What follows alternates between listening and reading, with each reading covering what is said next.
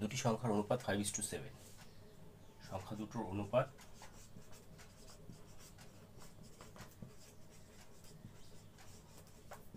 5:7, আর গসাগু দেওয়া আছে, গসাগু কত 13। তাহলে সংখ্যা দুটো কী কী? তো সংখ্যা দুটোর অনুপাত হচ্ছে 5:7। যদি সাধারণ অনুপাত যদি এদের এক্স হয়, তাহলে সংখ্যা দুটোর যদি সাধারণ অনুপাত এক্স হলে তাহলে সংখ্যা দুটো কী হবে?